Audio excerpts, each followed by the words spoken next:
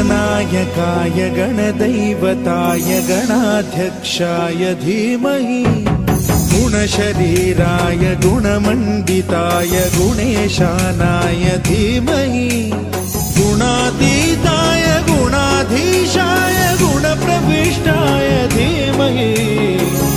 एकदन्ताय वक्रतुण्डाय गौरीतनयाय धीमहि